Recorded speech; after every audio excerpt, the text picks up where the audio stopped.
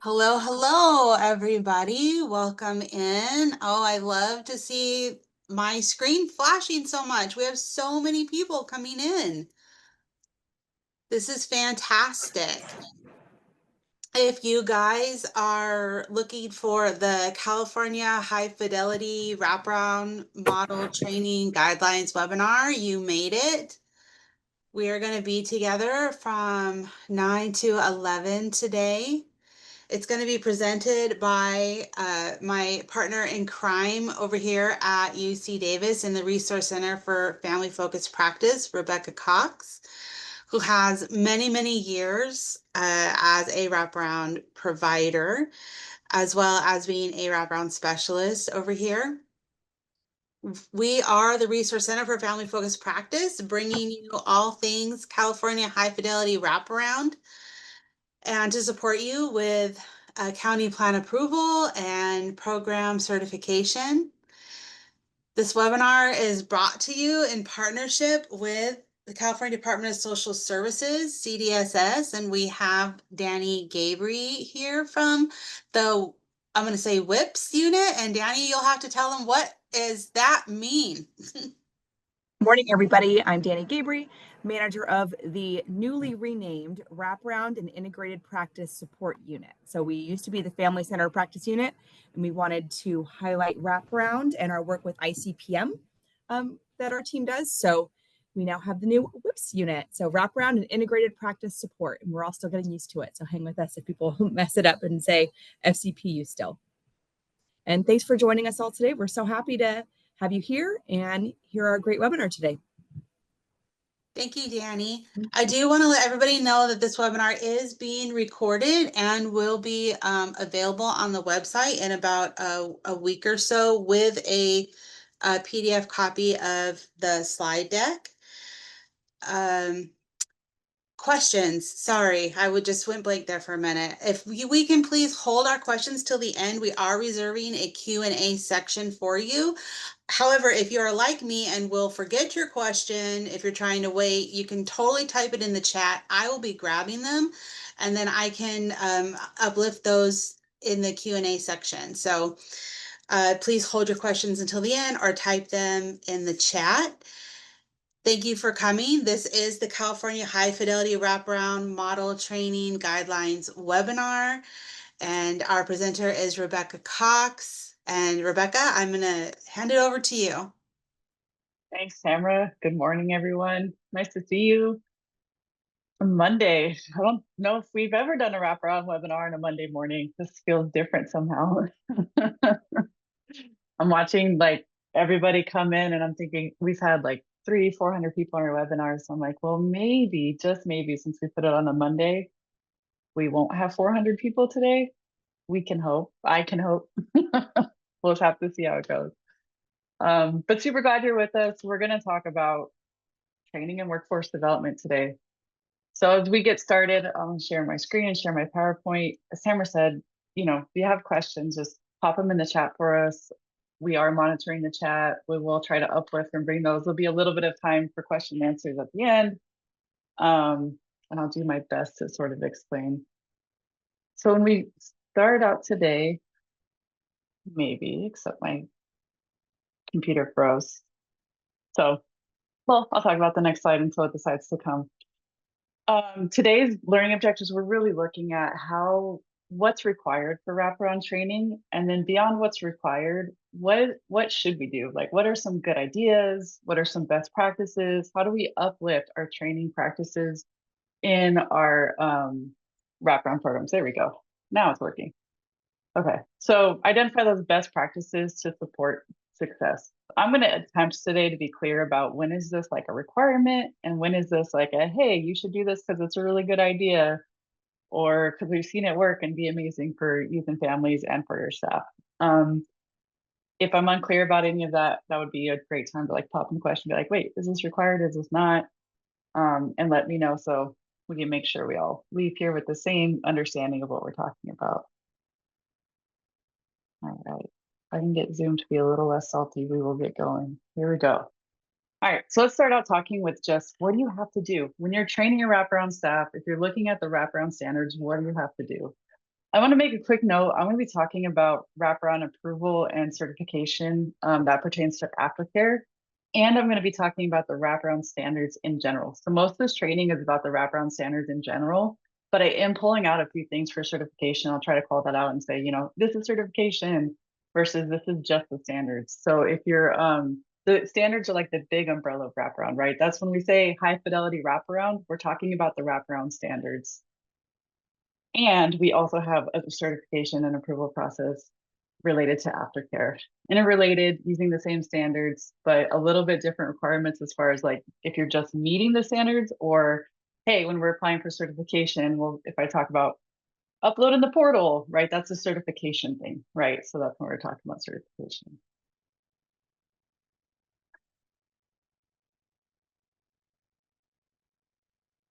All right. So here's the wraparound standard around training. This is section 9.6 of the wraparound standards. You can pull it up, you can read it. In a nutshell, this is what you have to do. This is the standard for training.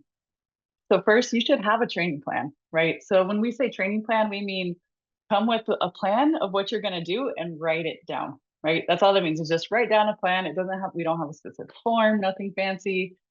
Make it as fancy as it makes sense for your organization. But write something down, come up with an actual plan that talks about how you're going to do the wraparound process or how you're going to train your staff to wrap around. So this training plan should include initial trainings, annual trainings, booster trainings, and ongoing trainings, right? So we're going to talk about each of those and what those words actually mean, how they actually are different from each other. And I'll give some examples as we go too.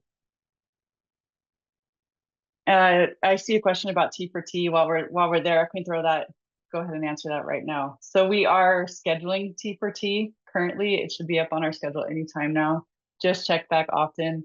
We are adjusting our schedule as we go based on demand and stuff. So if you see our courses on the website and they're waitlisted, join them anyway. Let us know. That helps us plan our classes. And we are aware for T for T. We're working on that. And we'll talk about if everyone's like, wait, what? T for T? We'll talk about that in a second. We will get there. All right. So those are the 4 types of trainings you're supposed to have. In addition, you should have general high fidelity wraparound training and role specific training. So training to the wraparound model in general and training to specific roles. So giving training to specific roles. You should also include ICWA and tribal sovereignty training. And you should have your training should support populations with specific and unique needs. We're going to break this down one by one, line by line. We're going to go through each of it through the rest of this webinar today. This is going to be the structure and the guideline for how we're going to approach this. And as I said, I'll do my best to try to give you different examples of each along the way. Okay. So initial training. Initial training is that WRAP 101 training. It's the training that says, hey, when you come here, we're going to do wraparound. Most organizations have a pretty robust initial training in general. We have a lot of training to get through, right? You have your initial trainings as far as like bringing staff on board and confidentiality, and this is how you document and all those required trainings you have. We also have one for wraparound, right? And so that's getting your staff introduced to the wraparound model. So for that initial training, you have 3 options. So this is if you're going for certification, these are the 3 options we're asking for users. These options are in our all county letter, the ACL that came out around aftercare specifically. So you have 3 options for your WRAP 101 training. 1, you can train externally through UC Davis, so attend our courses. A lot of you are doing that. We've seen a huge, massive increase in our WRAP 101 trainings, our foundational wraparound trainings over the last couple of months. And so, that's great. That's what we're here for. You can totally use us. You can train internally using our UC Davis curriculum, or you can train internally using your own curriculum. So we're going to walk through like, what are those options and what is that it? Okay. So training through UC Davis. So if you decide to use UC Davis as your initial training plan, as your initial training plan, your process, there's 3 steps that you're going to do. Number 1, you're going to write down your plan. So you're going to say, hey, this is officially what we have decided to do. Write that down somewhere, right? Make that set in stone, make that an actual process. Not a thing that maybe we do, but we haven't actually written it down, right? So we're trying to like get to the point of formalizing, because what happens? Staff turnover, people leave. Your leader, who did a really good job of tracking all the trainings and making sure they all happened, disappeared, right? They got a great job somewhere else. And now we're starting from scratch over. So when we say write down your plan, I'm going to give you, like, for certification, we want to see that's your plan. This is their structure. Here we go. In general, in wraparound practice, no matter how you're doing wraparound, where you're doing wraparound, it is a really, really, really good idea to formalize these things, right? So write down a plan. Who's attending Wrap 101? When are they attending Wraparound 101? How are we tracking it? What does it look like? Who's my responsible person following up? If you look at organizational leadership, they talk about, like, how do you implement something new? And one of the biggest things they say, like, get a champion, right? Get someone on board whose job it is to track these things and who's passionate about it. Who cares if people go to training, right? So write down that plan, make it detailed enough. Again, this is something that's just important for your organizations to put this as a priority, to say, hey, we're going to get this done and this is what it's going to look like. And then for certification, you actually need that written down and approval. So step 2 is specific to approval and certification, and that is submit your plan in the portal. So if you're planning on going for county approval or provider certification, we need you to submit that plan that you wrote down into the portal, and then your staff should attend the training, right? So we write it down. If you're planning on submitting, then you submit it, and then you start sending your staff on that as you hire and get those initial trainings done. So I'm going to take a real quick check for understanding on this. This has been a huge frequently asked question we've gotten over and over and over again. Do all my staff need to attend the Wrap 101 Foundations of Fidelity before we submit for approval certification? The answer is no, you don't have to do that before. So speaking again, specifically to approval and certification, you do not have to have all of your staff attend and complete this training before you get approved or certified. We just need to see your plan that you've laid out how you're doing it. We don't want this to be a burden for approval and certification, where everybody's stressing about, how do I get my staff trained? How do I get my staff trained? And then we don't actually do a great job of setting up the plan. What we're looking for is, like, how do we make some more intentionality on this? How do we bring Fidelity to the forefront and set ourselves up for long-term success, right? So you do not need to send your staff ahead of time to the training. But if you're going to adopt the UC Davis training, then start writing, like we said, writing that down, submit. You have time for your staff to attend.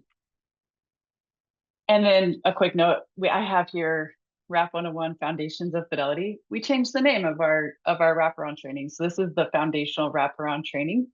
We've updated the name a little bit just to reflect a little better what it is we're doing and the stuff in it. So just a little bit of a refresh in the name and curriculum, in case that's new for you. All right. So option number 2 for your initial training. So you're like, nah, we don't need UC Davis to train. We're going to do it in-house. But we actually enjoy the UC Davis curriculum and we think it works really well for us. Or we don't have a curriculum and writing one sounds like a crazy daunting task. So we want it in-house, but we're not going to write our own. We're going to use the UC Davis curriculum.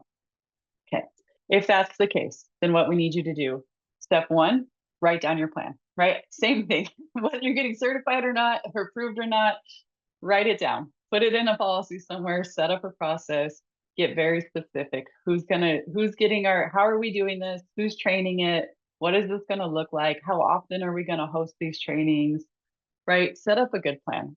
So we've seen organizations kind of go up and down over the years in training in California. And I think one of the things is we've relied a lot on champions to do it. And so organizations that have relied on champions to do the training, it goes great when your champion's there and they're championing it. And then if it doesn't become a process, again, that's the thing that kind of gets lost, or it gets kind of watered down. We start to miss it. It gets less important.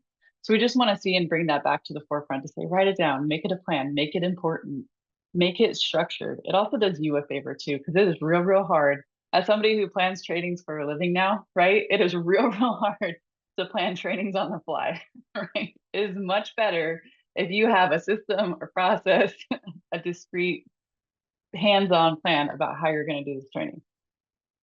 Okay, So then if you are going to go for, again, if you're going for approval or certification, you're then going to submit your plan. So you're going to say, hey, our plan is to use UC Davis curriculum. We have in-house trainers. This is how we're going to get our in-house trainers. So we're going to use the T for T and we're going to have them get certified. Then we're going to use the curriculum and this is how we're going to roll out the curriculum. You're going to submit all of that into the portal, right? With your submittation. Then you need to get T for T certified and you need to train. So you don't need to get T for T certified until you are actively training. And again, we aren't going to be stickling looking at your stats. We're not going to pull individual training certifications and say, oh, your parent partner didn't take the RAP 101 training before you submitted for certification. Now you can't certify. We're just not going to do that. We want to see your plan. Again, you do not have to have all of your T for T trainers certified before you submit. You do not have to have everybody trained. We want to see your plan. So write your plan, submit your plan, make a plan for who's going to attend T for T. How are you going to keep up on T for T trainers so that if you're one person you got certified leaves, you're not stuck without a trainer, right? Or how are we going to build up experience about that?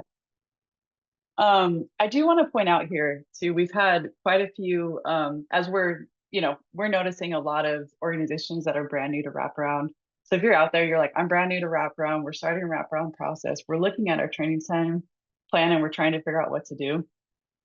This is a really helpful training plan if you have the experienced trainer to deliver it, right? The UC Davis curriculum is great. It's something you pass on. You can take the T for T. Donna and I teach it together. We try to make it great. I hope it's great. I hope folks are getting something out of it. So you can absolutely train it for that. It will not work though if your staff are not trained and experienced. So if we look at next slide here, these are the requirements we're expecting our training for trainers to have. So this is specific to the UC Davis curriculum. Yes, Donna, it is great. Yes.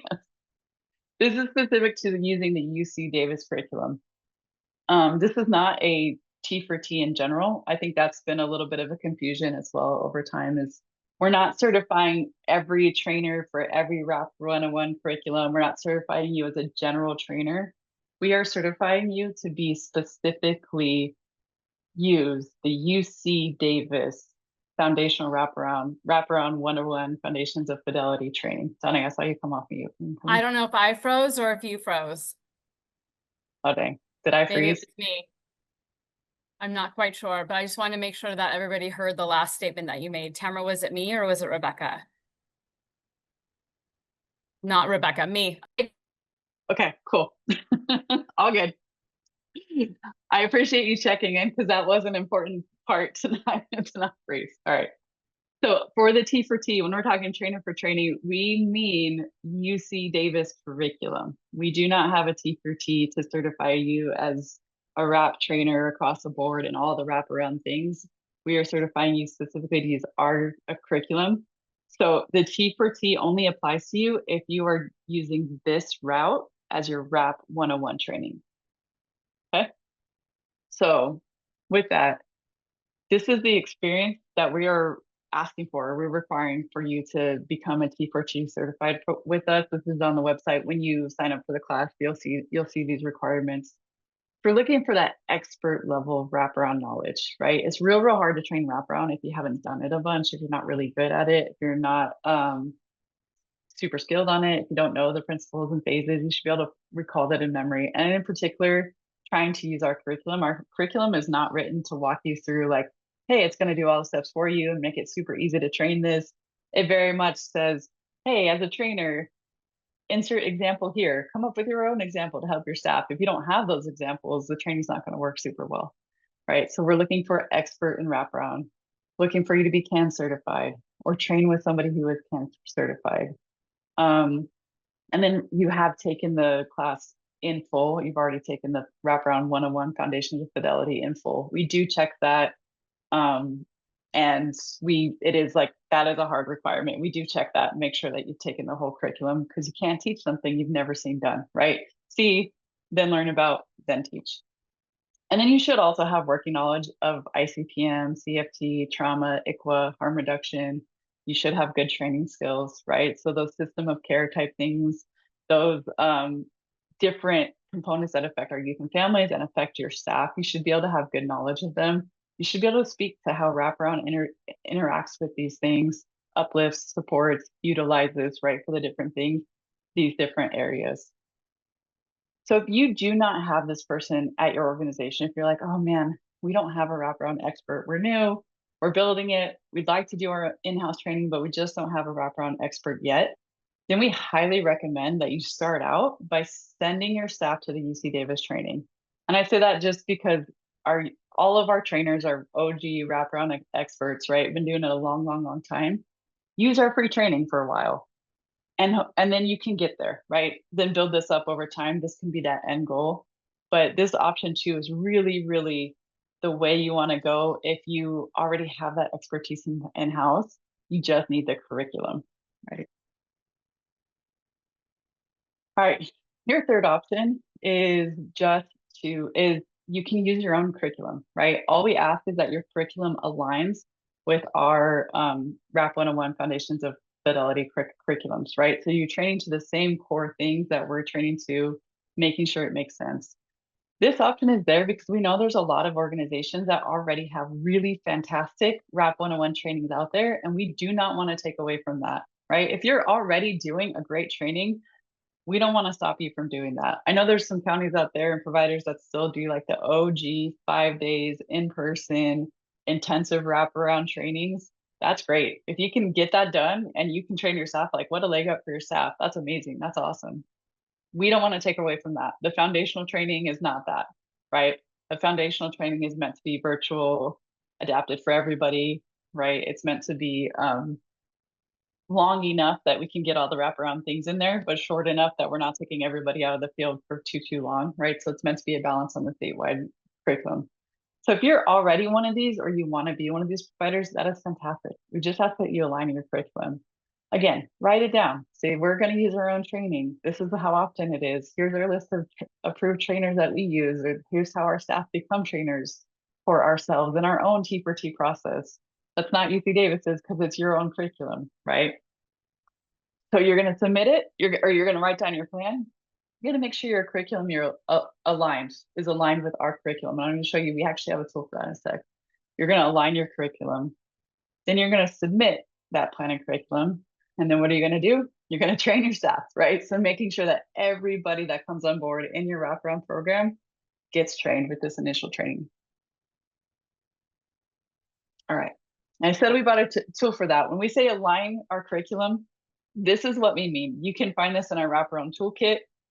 This is our checklist for developing and aligning our curriculum. You do not have to submit this for approval certification. I think I'm going to get ahead of for myself. I totally have that as a question on the next one, but we'll repeat it in case anyone misses it. But we have a tool for that. So this is what we mean when we say boom, boom, boom. You can take our curriculum and do a side-by-side with our curriculum, or you can use this as a cheat sheet and say, these are the general topics we're looking at. We want to see that your organization's training covers the same general topics as our training, right? Again, we're here and we have these wraparound standards coming out just in an effort to align Fidelity across California, right? To make sure that we have consistency in our practice, that youth and families experience the same wraparound wherever they go. And part of that speaks to aligning our training. So we want to find a way, again, to just make sure that we all get every staff that comes in the wraparound, every person doing wraparound with the youth and family gets the same core basic knowledge of what wraparound is, what wraparound does, and also get some touches on there. So you'll see on the checklist, there's some other trainings that are on here that aren't specifically wraparound, like child and family teaming and integrated core practice model, right? These are things we think are important for everybody in wraparound to know and understand. So we're asking you to just make sure that you cover these topics as well. Again, while leaving you guys the flexibility that if you have an amazing training, don't change it or don't stop doing it. Continue to do what you're doing, right? Or if you have some really good trainings in-house that can do this, then why not, right? Have your own curriculum, have your own training.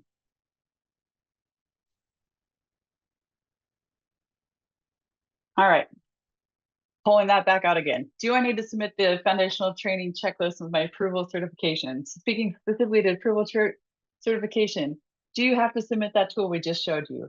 nope, you don't need to submit it. We just want to see your plan and your curriculum. So you will submit your curriculum. And I think I forgot to highlight this as well here.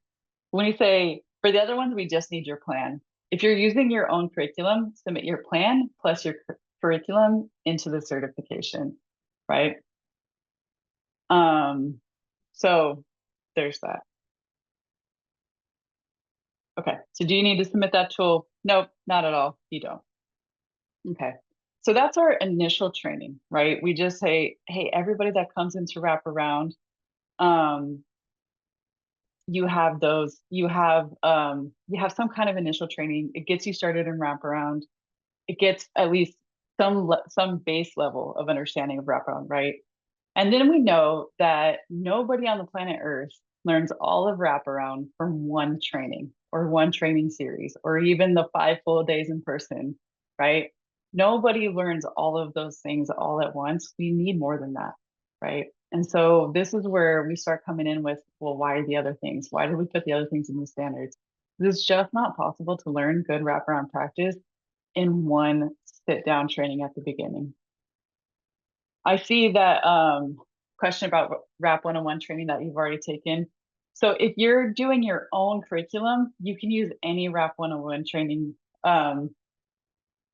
If you're so yes, you don't have to go in through and retrain staff right now, right? So if your staff have already completed a Wrap 101 training, you don't have to go backwards and retrain them.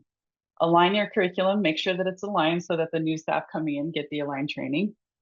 And then submit your plan that says, as new staff come in, this is what we're going to do.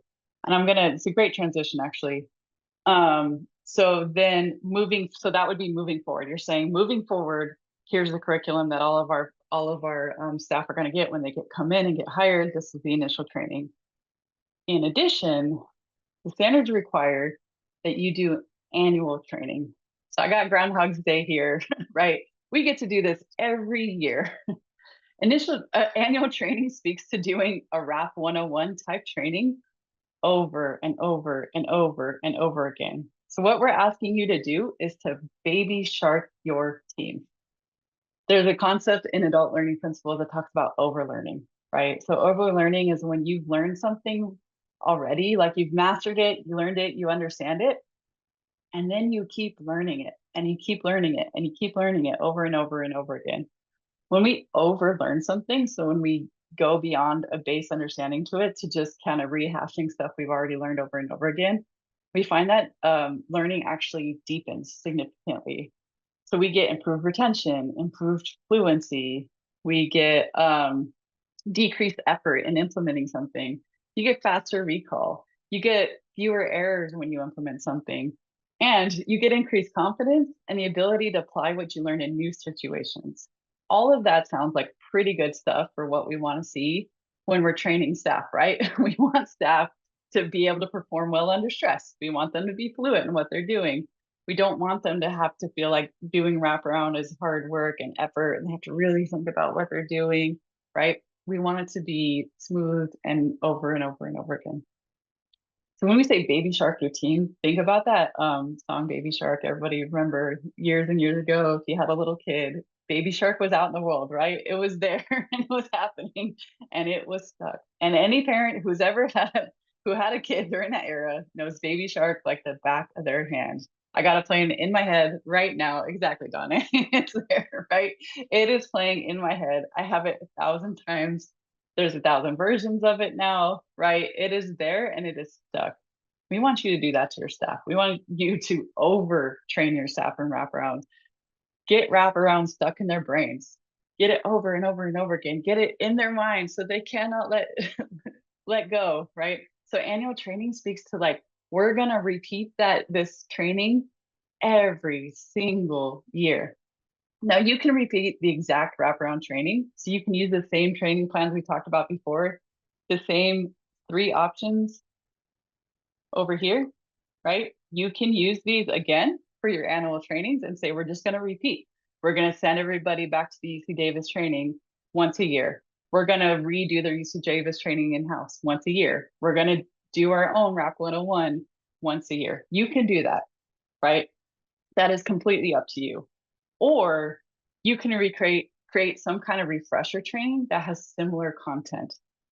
The point is, it should be the same type of training. It should absolutely be those principles, those practice, those things over and over and over again every year. You should have some kind of, again, annual training. We're going to repeat this every single year. So we do want to see in your training plan a plan for that. So let's tease this out a little bit, because I know there's a lot of questions about, oh my gosh, do we have to retrain staff? Do we have to retrain staff? So if you're looking for, this is for approval and certification, you do not need to retrain staff that have already taken RAP 101 before you approve or certify, right? If they've already been trained, great, that's amazing. Align your curriculum, make a plan for how you're going to bring on new staff that aligns with one of these three options, right? For those staff that have taken it again, they are going to need to get retrained in your annual trainings, right? You do not have to have your annual trainings complete before you submit for certification or approval, but you do need to have a plan for them. You do need to say, here's the standard. Here's how we're meeting the standards for having an annual training, right? And then post submitting that plan, you're going to now follow through on what you wrote down. You're going to give your staff a new training every year. So there's no stress or rush to say, oh my gosh, I have to retrain everybody. We got to get this done right now. We only have, what is it now, like 10 months left until the certification and approval is due.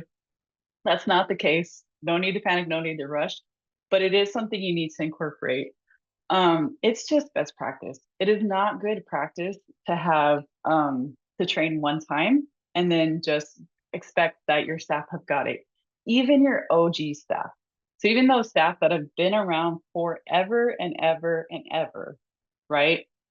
And they can do wraparound in their sleep. They're amazing at it, right? Should they even still participate? Yes, they should still get that RAP 101 training. And this is why. So this triangle here is your triangle of, goodness gracious, I'm losing the words. It's your retention. It's a trial of retention, right? So your comprehension over different modalities.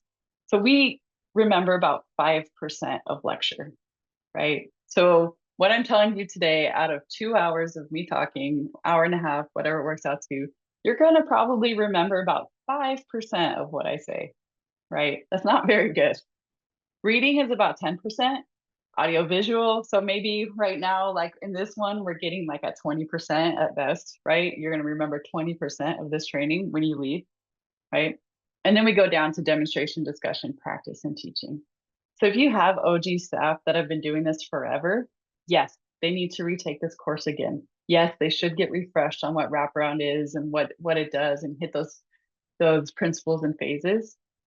How they participate could be a chance for you to do something creative, right? Make them co-trainers, make them peer leaders in the trainers, make them evaluators of the trainings, right? And just think about, if your training is mostly lectures, so if you do a really fancy PowerPoint training and your staff all attend once a year and that's it, you probably have to repeat that training about 20 times before staff get the full everything you said and they can retain it and know it well, right? So even for staff that have been doing it 20 years, you're still going to get something new out of this training every time. The other reason why we do this, just on a pure, like, I'm sure our whole steering committee will just, we wrote these standards all together, a bunch of wraparound experts sat in a room for a very long time. And we looked at training and said, what should we require and what should we do? And how much training does it take to do good wraparound? And the answer was a lot of good training, right? A lot. And I'm sure they'll all say the same thing too, of this is a chance to refresh your staff, right? Wraparound work is very hard. It's exhausting. We start drifting after a while. We start getting bad habits. We start forgetting entirely about a principle. None of us know how that happened, but we did it. We forgot about an activity. I know at one point in my facilitation, I started combining the family vision and mission statement. I don't know when that happened. I don't know why that happened. I cannot tell you where I learned that, how I picked it up. I just started doing it for a little bit. And then I went to a RAP 101 refresher and I was like, oh, right. Those are two separate, different things with two different purposes. I don't know how I forgot about it. I'm supposed to be the RAP expert in my little organization here. And I'm totally not only doing something wrong, I'm teaching other people to do it wrong because they're watching me, right? So that's where those annual refreshers come in. Again, wraparound is really, really, really hard to do. This is not a straightforward treatment model, right? This is an evidence-based practice that we're having a hard time getting it in the full federal clearinghouse, not because it doesn't work. The effectiveness is there. The model definition is hard. It's hard to measure exactly what we mean when we say it's not exactly a step-by-step process. It is, but it isn't. We have principles and phases. You have steps that you go through. You have things you have to think about, but also you can individualize it. You can change it, right? It's really, really, really hard. And I think anybody that's been doing wrap a long, long time will tell you that you need the refresher. You need to repeat some things. You need to baby shark your teams and think about this over and over and over again. So yes, it is a refresher. You can make it an official refresher, or you can just send that wraparound staff back to the full wraparound 101. So I used to be an agency trainer and I used to make my staff attend the full wrap 101 training. We had it in-house, right?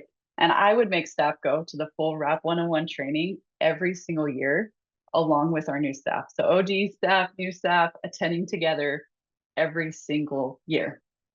And the reason that I did that is it works. That's really it. It works. So people get new things out of it every single time they go. It's the exact same training. I might wrinkle the activities a little bit. I might switch up my vignette. I might, make my facilitators do something confusing and backwards that's harder because they're experienced, they've been doing it a long time. So now they're giving them an extra step. I'll do little things to make it more intriguing, but same PowerPoint, same amount of time, same everything.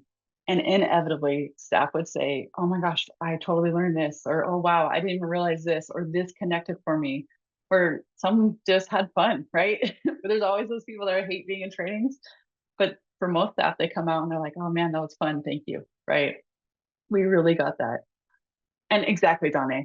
And if you put your seasoned staff back in that same training over again with your younger staff, your newer staff, right? They're gonna be able to share examples. You can have table talks or breakout rooms, and they're able to share examples, share stories, give their insights to other people. It's like having other trainings in the room with you while you do your training, right? So we're not requiring, you don't have to do a full wrap 101 training, but it is impactful and helpful. At least make it a refresher though. At least give them something that says we're going to do it. It also takes staff maybe 3 years to get good at wraparound, right? Like 1 year to even know what in the world you're doing, right? The first year of wraparound, you're like, I took a training. There was all these words in it. I didn't understand them. It made no sense whatsoever. And now here I am working through and kind of figuring it out. And I think I got it. And then you go back to your first refresher at the end of that first year and you're like, oh, now I understand wraparound. Now I'm taking that Wrap 101 training with a whole different lens and a whole different understanding that I did not have when I got it initially, right? Because when we do the initial Wrap 101 training, it's a lot of new words, a lot of new terms, a lot of new approaches without a lot of context for staff to then apply it to. So again, it's a good idea and it's also part of the standards that we do it. All right. So then we have booster training. So the third piece of that, Wrap 101 training or the training piece in the standard is having booster trainings. So booster trainings are really looking at like, where do your staff need to pick me up, right? Give your staff a cup of coffee once a month, once a week, whatever it is, once a quarter. We did not define exactly a timeline for booster trainings. We didn't define exactly what booster trainings are in the standards. We're just saying like have them, make them up, make them make sense for you, right? But booster trainings are meant to give your staff a boost, right? They're things they've already learned, right? So in our Wrap 101 training, we already talked about natural supports, and natural supports is really, really, really hard to do well. So we're going to do some boosts. We're going to do some mini trainings. We're going to do a highlight in our all staff meeting that says, how do we engage natural supports, guys? We're going to do a month-long campaign of putting natural supports at the forefront of our brains and minds and talking about natural supports, right? Any kind of creative way to get a boost. if you're like, I have no idea what you're talking about, I'm going to give some more examples in a minute. And then there's lots of organizations that have done this really well. I've heard some amazing creative things that organizations have done. And again, your staff love it, right?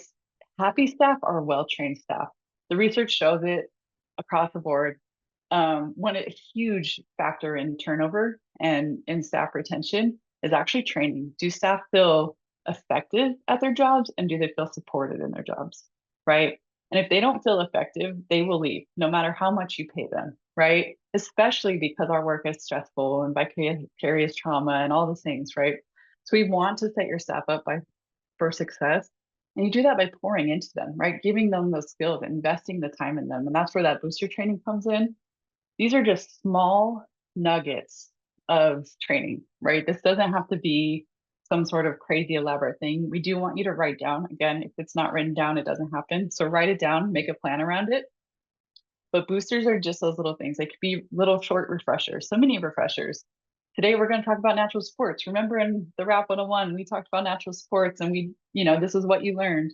Hey, remember that? Anything else? Any new insights come? It can be demonstrations, right? It could be your seasoned staff, your coaches, your supervisors demonstrating out like, hey, this is how we engage natural sports. This is how we talk to a youth and family about natural sports. It can be practice sessions. We can have everybody's favorite role plays in a staff meeting, right? You can do a concept spotlight. You can do periodic retraining on something. It really is up to you. This is your chance to get creative as an organization. Make it fun, make it engaging, and make it make sense for your organization. So where's those areas that you feel like we need? Bonus points, not a requirement at all, but bonus points if you can tie this to your data, right? So we have in the standards, we do have requirements around standards around data collection and using it with your staff, right? Booster trainings would be a great way to address that. We can look at our data and we can see, like, let's say, for example, we're doing the Wrap Fidelity Index, and we've surveyed a whole bunch of families. We got the Fidelity data back, and we're like, oof, we're really not as individualized as we thought we were, We thought we were doing great on being individualized. Our families are telling us in surveys, we're just okay, right? And a booster training is a great time to then take that and say, hey, let's take that data and let's do a booster on being individualized. And let's make that the highlight of the booster training that we're going to do. And we'll talk about that. If you're going for approval and certification, writing something down as simple as saying, like, here's the data we collect, this is what we look at, right? You could say, like, oh yeah, we get WIFI surveys. And then we look through the WIFI surveys and we look to identify areas for booster trainings, and we incorporate those booster trainings at our monthly LSAT or quarterly, da da da da da. That's a great plan. That sounds amazing. Submit that, right? Write that down and submit that. So why do we have boosters? Bringing back to that little bit of that triangle that I can't remember the name of, which is silly because I spent like hours building the stupid thing. And didn't write in my notes because I assumed I would remember, right? So in this triangle, right? Because your staff don't retain things the first time they hear it, we need the repetition and we need different modalities. So in this triangle, it does have the learning pyramid model. There we go. We got it. This is the learning pyramid model. So this model is a great way to think about it and just highlight that we don't remember things in trainings. We just truly don't. Every time this gets researched and we try to find a fun new way to research it and different ways to look at it, all of the research just comes back in the super depressing way of saying, yeah, people don't remember what you say in trainings. They're only half listening, or even when they're trying real hard, our brains just can't sponge it all at once, right? We just can't do that. So this is this model of the exact percentages. Things are limited, right? Like, this is research and it's controlled, and the percentages are a little bit made up as far as we can tell, but it's pretty close, right? It does match what other research is saying. It does, however, not take into account like learner motivation, context, and individual differences, right? So like, some of us are great visual learners. Some of us love to read and retain what we read. I saw the reading thing as 10%. And I was like, hey, I love to read. I feel like I get the most out of learning when I read something, right? That's not everybody on the planet, though, right? And it depends on the type of matter. If I'm reading to get a new skill, then the 10% makes total sense. It's hard to read something and turn that into an actual skill, right? And so that's where the context and individual differences matter. All of these modalities have a place in your training plan, right? Just because lecture is not a great way for people to retain things in general doesn't mean that it's not a good modality for getting information out. For example, this is why we still do webinars, even though UC Davis totally looked at all these research and data and goes, oh, this is depressing. And yet we continue to train. Why? It's great for getting knowledge type information like this out. It's great for starting people to think, giving baseline understandings of things, right? So it's not bad to do these things. This isn't to say you should ditch the top of the pyramid, but you need more. You just need more than that, right? Just reading the 10 principles and 10 phases of wraparound. It's a great little resource at the NWI's website. I'll pop their website in the chat right now. If you go there, they have all kinds of great stuff you can read about wraparound, right? They have a whole library that can be super important. You can have that be a part of your booster trainings. Like on their own time, all of our staff are going to go read the 10 principles of wraparound, and our supervisors are going to check in and make sure they did it by the time the month is up, right? That's super flexible. It gives them a boost. It's a different modality. It's something there. And for the most part, booster trainings get to live in the bottom of the pyramid where our retention is better. RAP 101, especially the UC Davis one, is a audiovisual lecture type training. We have lots of discussion. We try to integrate some practice in there, but we can't discuss and practice the entire time, or that training would take 800 years. You all would never serve youth and families, right? You would just spend all day, every day with us UC Davis folks, right? And be real mad at us, right? So, so booster trainings give you a chance to get at these without spending crazy amounts of times in your initial trainings, or crazy amount of times in any of them. So it gives us the ability to do the same concepts kind of over and over again through different modalities, different learning methods, right? Gives you a chance to help your staff out. And then for those people that don't like to read and aren't going to retain a bunch if you give them something to read, right? Well, maybe one of your boosters is a reading, but then we follow it up with some practice and staff meeting, right? And you're bringing those different modalities together. You're getting more of an audience. You're being more accommodating and supported for your staff all in one go, right? So boosters trainings give us a chance.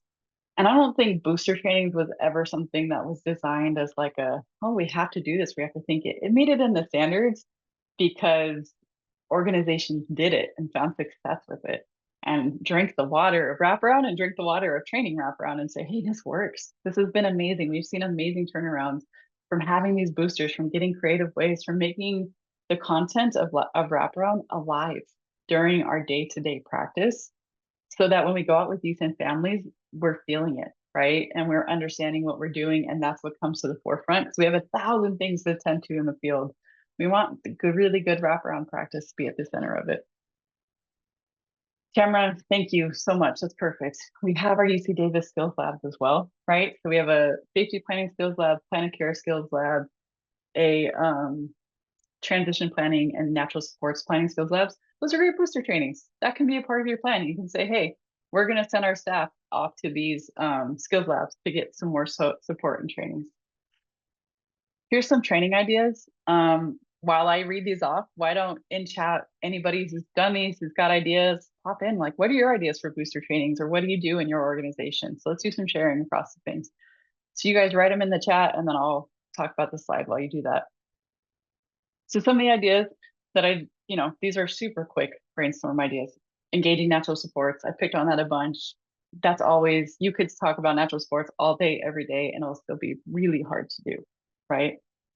Identifying needs, collaboration and team planning, being strength-based and being individualized for real. I wrote for real in there because a lot of staff think they're really good at being strength-based, and they think they're really good at being individualized, and the families are like, no, you didn't hit the mark there. You offered me three options. I hated all of them, but I felt like I didn't have a choice, so I picked one, right? That's not being individualized. It's not strength-based. It's not what we're looking for, right? So those types of things. Doing refreshers on the principles, doing refreshers on the phases and activities. Man, those activities of wraparound take a lot of skill, right? It takes a lot of skill to do a mission statement. There's a bunch of different things that go into getting a really good mission statement. In your WRAP 101, we're teaching what a mission statement is, right? Maybe your booster is practicing actually doing them, right? Now we're going to spend some time doing it together.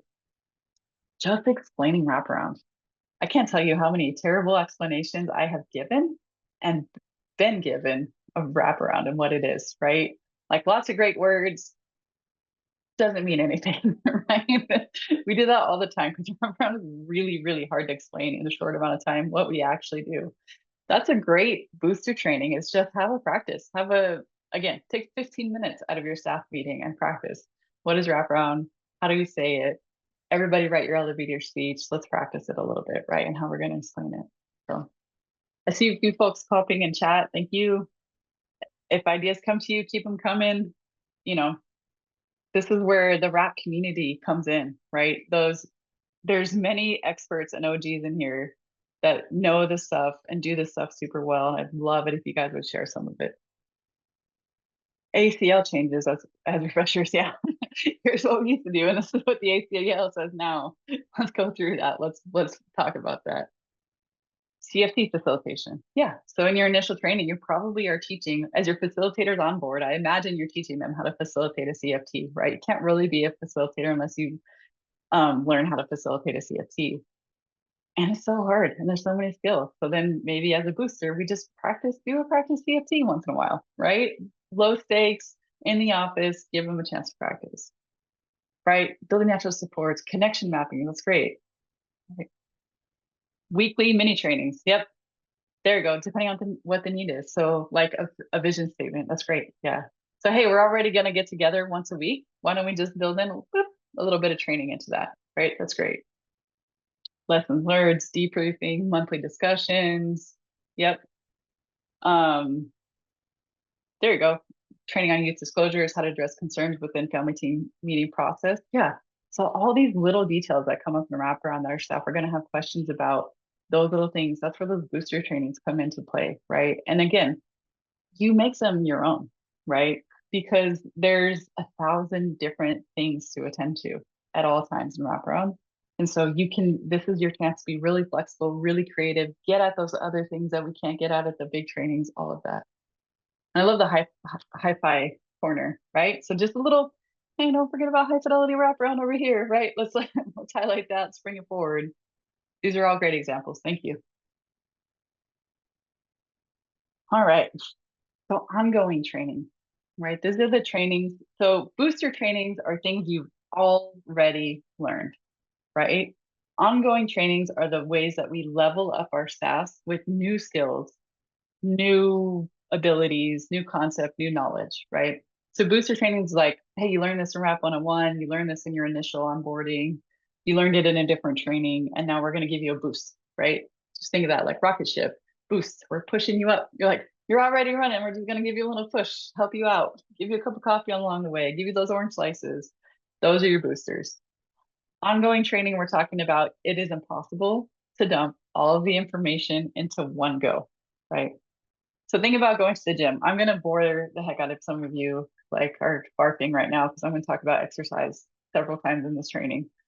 But it's on my mind, whatever. I need an example. So ongoing training is like leg day. Do not skip your leg day, right? So just like you cannot work out your entire body in an hour workout, you can get like a quote unquote full body workout, which just means you like hit the general weight areas, right? But if you want to think about how many muscles are in the human body and the amount of coordination it takes for us to do things, you're not going to work all of those things out in one hour workout.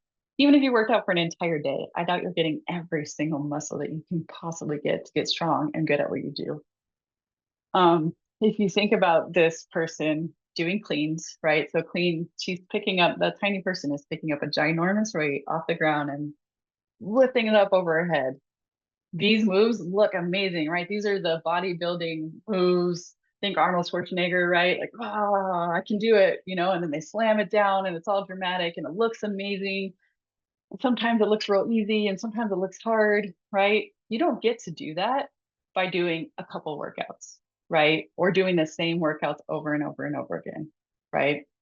It's the same with wraparound skills. Wraparound involves all kinds of different muscles, all kinds of different skills coming all together into one amazing move at the end that looks like beautiful wraparound practice, right? When I go and I lead a child and family team meeting and I facilitate the heck out of it, and everybody leaves feeling pumped and good, and the whole team's on the same page, and I'm like, wow, that was fantastic. There's 1,000 things that went into getting to that moment in wraparound, right? It doesn't just happen, right? And it's the same with that. So we know we can't do it all at once, right? And in addition, that's just talking about the wraparound model. And you guys have 1,000 things you need to train your staff on, right? Depending on what system you're involved with, whether you know if you're child welfare, behavioral health, probation, there's mandated trainings there and things you must take before you're right when your staff first start off. They also have to learn how to do all the other things in their job, right? And so you want to think of this as like long-term training of like getting at the little things. We're going to piece together our training into making a full wraparound practicing kicking butt, right, trainer or wraparound provider. So what happens without ongoing training? What happens when we don't make a plan for having ongoing training? We try to give too much information in too little time. So we onboard staff and we say, here's all the information you need to know to do this job and do it well. We do some really intense training, either all at once or like maybe over the course of a couple months, and then we send them off to the field. So what happens? They get too much information in too little time, right? So information will overload. They feel the onboarding. They're like, oh my gosh, stop. It's too much. My brain, I'm dying, right? And then it's not possible to learn. That's just not how learning works. For kids or adults, we just do not learn like that, right? And so as the more we give them, the less they actually start retaining, right? So now we've spent a bunch of time, because training is always time and money, right? So we spent time and money invested into a brand new staff and got very little return on investment out of it, right? We said we did it, we checked a box, but we didn't actually accomplish anything as far as getting them ready to do really good work. And then they miss stuff too. And they might miss really important things, right? And then that leads to bad practice with families. And we send staff out into the field and we think that they know that they should be strength-based. And we think they know what that means. And they go out with the family and they start telling them what to do, or they start talking only about the bad and they forget the good. Or they like kind of check the box that said I wrote down 3 strengths, but then I didn't do anything with them and I didn't use them. And families don't get the kind of wraparound services that they should get, right? They're missing out on the services. They're receiving this really intense service where people are coming to their house and, you know, sometimes staff are in their homes 5 days a week. And what a bummer if the staff that come into their home 5 days a week aren't even doing wraparound practice, or if they're doing really bad wraparound practice, right? Because they didn't get the information they needed to do it well. So ongoing training is just adding those trainings that over time, right? Those other things. Wrap 101, that your initial training process gives everybody a baseline. It's a starting point. It says all staff have a base level knowledge here, right? But we know to be really good at your jobs, you actually need X amount more, right? You need all these other things on top of it. So that's what we're trying to build with the ongoing training process. And what you should think about when you're doing your training plan, or what are those things they're not necessarily getting in the intro, or they're getting very little in their intro, that now they need like a full training on later on after they've had some time to digest, right? Related concept in adult learning principles and practices, this idea of scaffolding, right? So scaffolding is use it a lot in early childhood education, right? K through 12 education. They talk about like just building up. You're gonna do, you know, teacher does something where they demonstrate something. They do it with the kiddo. Then the kiddo tries a little piece of it on their own with the teacher supporting. They do little tiny steps until eventually the kiddo masters it on its own, right? So it might not look the exact same for organizations, but the principle still applies. So you want to scaffold information, right? You want to start with like, what do you need to know initially, right? And then how do I just build some step by step build on some information to get you up to where you need to be over time, right? So we do our initial onboarding and training, and then we work towards skill development. That would be like the next step. So giving you the information, you have some of the knowledge, right? Now let's actually develop your skills. And what does that look like? Because teaching knowledge and teaching skills are different ways of teaching and different ways of learning, right? I can read, I can understand, I can put a lot in my brain until I actually do and practice and get feedback on my practice, right? I might not have the skill. So we go from onboarding, training, just getting you started into how do we develop the skills, focus on skills, what does that look like? At some point, you're shifting out of skills and into more performance support. So now you've got the skills, you've demonstrated you can do it, right? So think about wraparound and, you know, the old way I'm saying old way, it's current, but forever and always we've said like do with, cheer on with youth and families, right? Same with our staff, do for, do with, cheer on. We're like demonstrating, we're giving you the information, we're doing it alongside of you, and now we're saying, hey, you got a good job, woo, right? We're doing those same types of things. Or with the coaching model, right? Of coaching and saying, hey, here's your information. First, we're giving you the information. Then we're going to send you out. We're going to let you observe someone else doing it, right? So you've learned about it on paper or in a lecture or in some kind of modality like that. Now you're going to go out, you're going to watch it. You're going to see a demonstration of it, right? And now you're getting that information and understanding. Then you're going to go out and you're going to try it with somebody supporting and helping you, right? And then so we have that apprenticeship. So it's like a initial learning, and then you become the apprentice, right? And then at some point we're like, okay, you got it. This is now your skill. Now I'm going to go back and I'm going to observe you, right? So you've gone from observing to now you're doing and being observed, right? Coaching over time, and we're going to see if you got it. That's the idea of scaffolding, right? That's based off of a scaffolding model. So you want to do the same thing in your organizations. I feel like I'm always passionate about this and like the scaffolding and the different things, because again, training is time and money. And it is such a waste to send your staff to trainings and then have them never use it again, right? Or to give your staff a training that's like so far outside of their ability to actually implement that it's just feels discouraging, right? And that we do that to staff sometimes. We don't plan it, we don't think about it. We say, hey, take this training, hey, go grab that, hey, let's check this out. And we just kind of willy-nilly, we throw them at the wall and see what sticks. And our staff come back and they're like, yeah, it was really neat. And also that's not going to change anything I can do.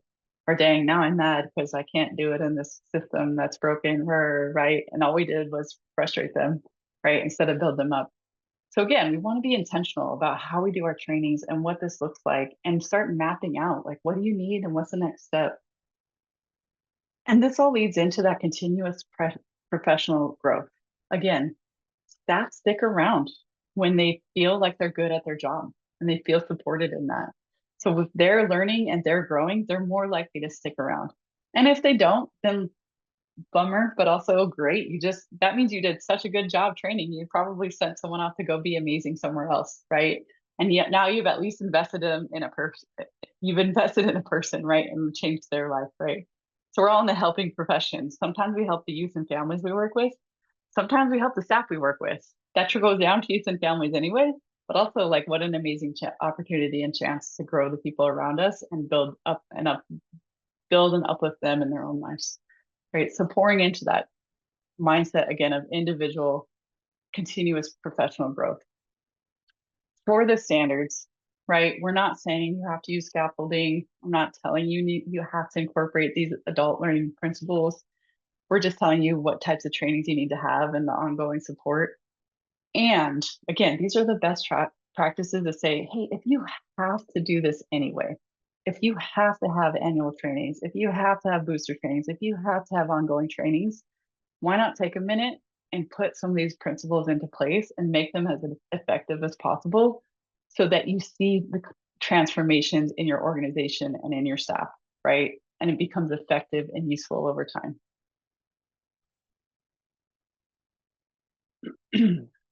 All right. Zone of proximal development, another K through 12 education and early childhood education concept that we apply to adult learning all the time. And it just talks about skill development comes from doing new things that are just outside of your comfort zone. So if you think about being comfortable, if your staff are too comfortable, if everything's gravy and everything feels good, nobody changes, and that's a comfort zone. You're like, I am plop in. Think of like I am in my sofa chair. I am plopped down, right? I'm not moving. I'm not changing anything. Life is good, right?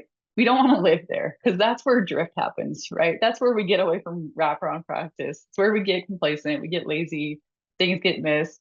We're getting a great routine that feels good. And we do things like combining the mission and vision statements without realizing it, but we feel good and everything's great, right? So you don't want staff to live in that comfort zone. You also don't want your staff so stressed out and trying to do things that are hard that they can't actually do them. And then they're like a mess, right? So change also doesn't happen when we're too uncomfortable, right? If you're too uncomfortable, then all you care about is the discomfort and the stress and relieving the discomfort and the stress. And you can't learn, you can't adopt new skills, right? But learning comes from doing things that are just outside of your comfort zone, right? Think of that kid that's baking cookies, right? So if you have like a real little kid, you're going to make cookies with them. The first time you make cookies, maybe you use the dough that you like just break apart and you just teach them how to put it on the pan. And then we bake them, or use the pre things and you help them spoon it, right? Or maybe your kid's a little older, or like me, mine a mess. Like you measure them and let them dump the flour, right? Maybe not all of it's going to get in the bowl. It's going to be the weirdest cookies you ever made, right? But you're just teaching them those little skills until one day they can do all of it together and they make these cookies that look amazingly delicious right now, right? Those nice fluffy cookies. But we're starting out with little pieces and then building over time. Again, you want to do that and plan it. So just think about when you're doing, you're like, hey, I have my wrap basics. How do I what's the next level up from that? What's the next piece of information I think they need to know? What's the next there? And start planning some of these things out and laying them out, right? It doesn't mean that you need to get so detailed that you're like super rigid and this is our training plan and we're going to exactly do things every this way. Because what do we know about super rigid systems? They break, right? You cannot be so rigid in your plans that you can't adapt to outside changes and needs and different things. So you want to have some flexibility in there, but you do want to think about these things and give enough structure that it stands up and supports, right? With that little bit of flexibility so it can bend as needed. Here's some ideas for ongoing wraparound training, right? You can do stewardship of flex funds. So flex funds might be like a tiny, it's a, concept in the Wrap 101, but maybe you don't have this crazy training, and flex funds is complicated. Understanding doing flex funds, knowing when's a good idea to do flex funds, being effective at them, and making sure it's really what the family needs and all of the things.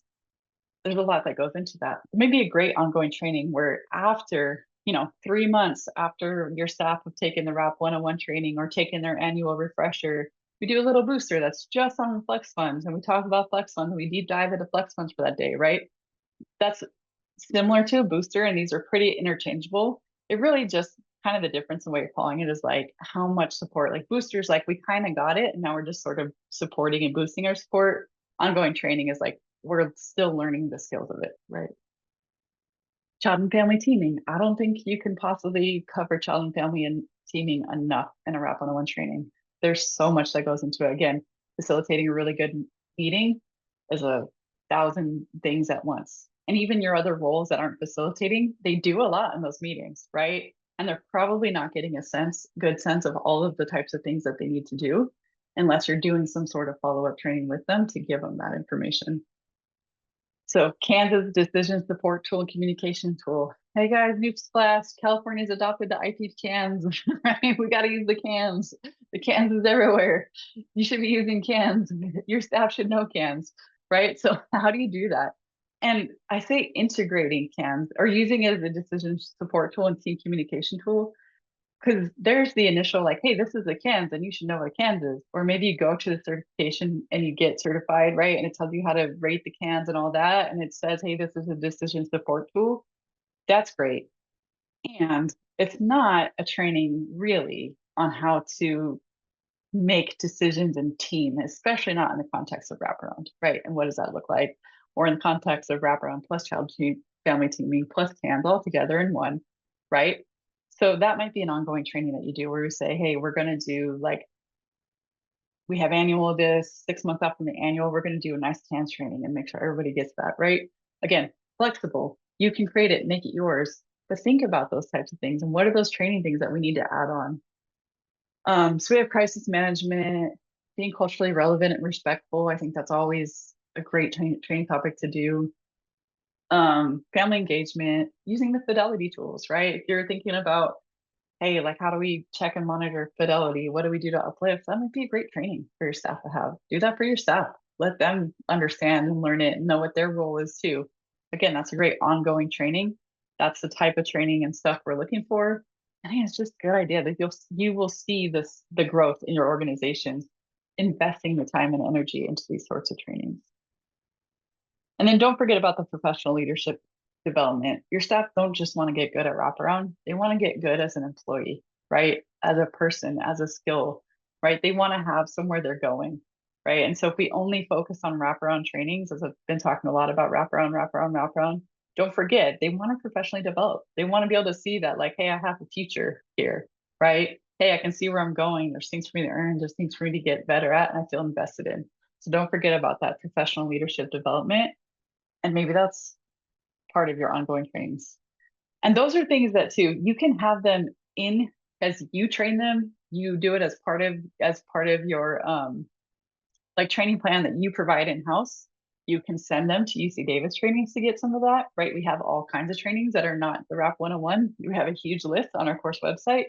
You can send them to those and say that's our part of our ongoing training is we're going to have staff attend the neuroscience of wraparound because it's great, right?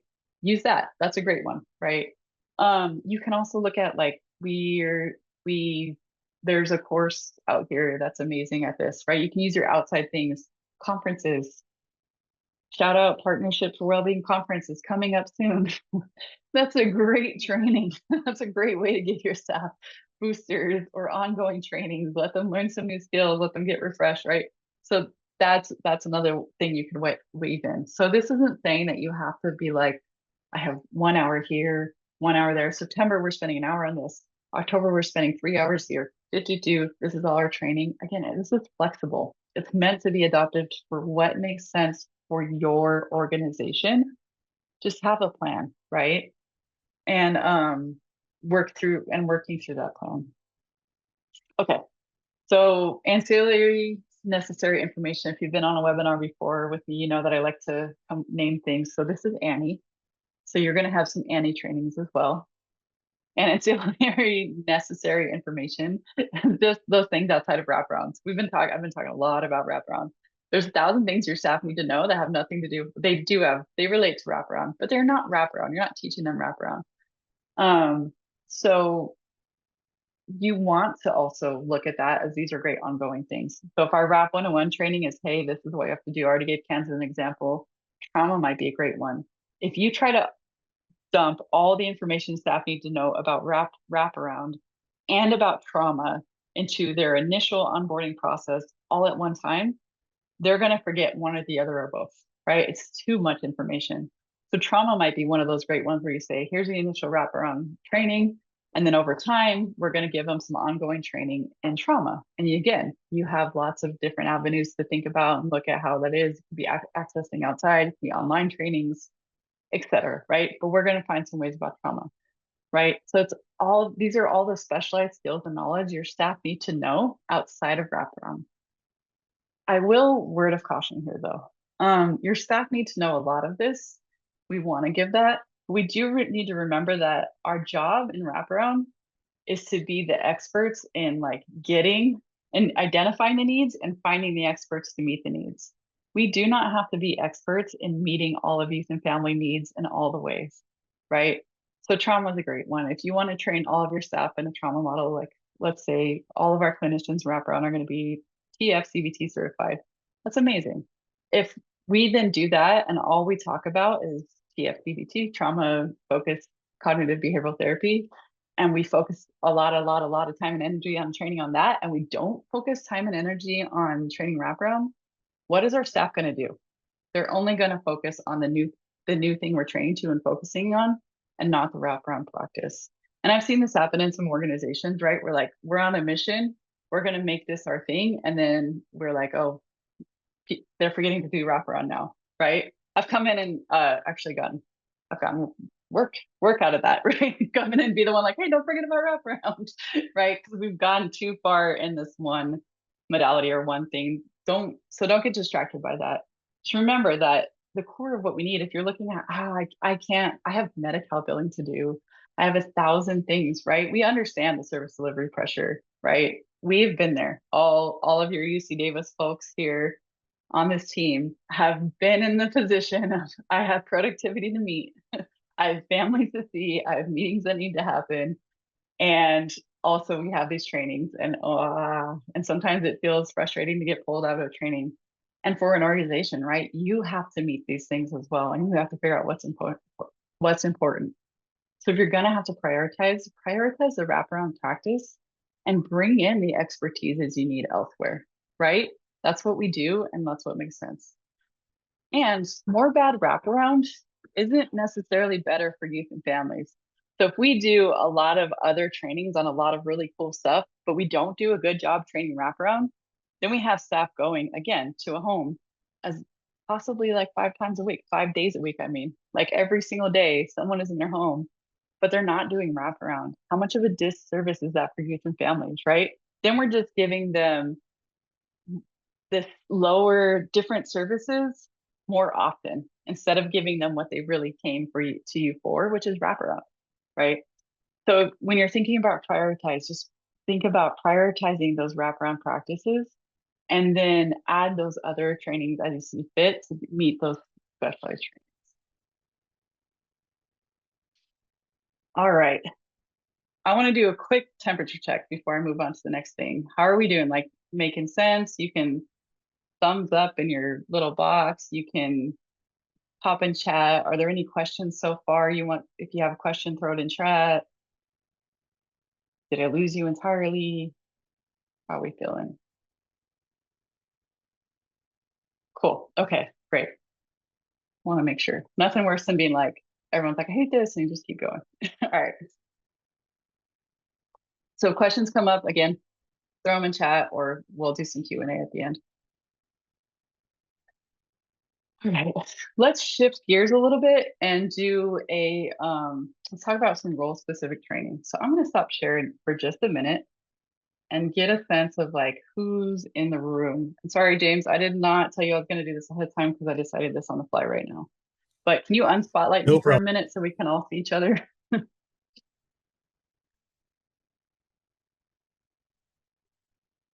right, while James is taking my spotlight off, I'm going to ask you to just use the raise your hand feature on your little bottom bar here.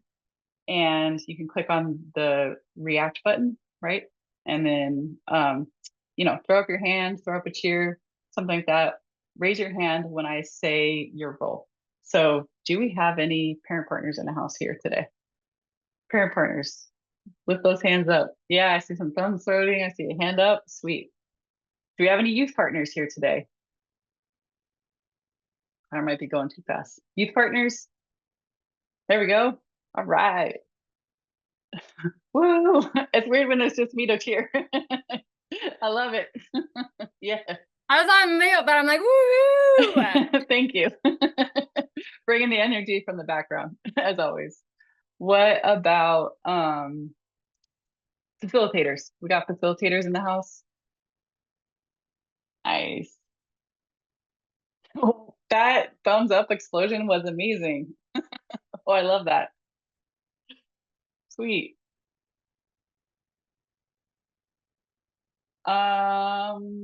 Let's see, family specialists. Any family specialists around? They're always the hardest to get here. All right. Yep, we got some. All right, yeah, cool. Coaches, people doing coaching role. Nice. I recognize some coaching names from some of our other trainings. Good to see you. Hi. Supervisors. Where are my supervisors at? Yeah, supervisors. Doing the work without doing the work. Where's my like admin support? We got admin support here, general admin. That's a huge category, but not supervising staff, still supporting the work. Yeah. I love when admin shows up. Awesome. Me too. We see admin less then we see the direct service store. I was like, yeah, admin, woo. And you guys don't always get the credit and the recognition of none of us would have jobs without you. So yay, thank you. Come on in. It's great. Any ILT leaders here? Anybody that's on an ILT here today? Interagency Hey, leadership team. we If you're got, on it or know about it, raise your hand. Woo-woo. yeah, we got some. It's amazing. All right. Awesome. Well, if I miss your role, I'm sorry. You can always pop in chat if there's something different. I think I forgot clinicians. Clinicians, hi, hey.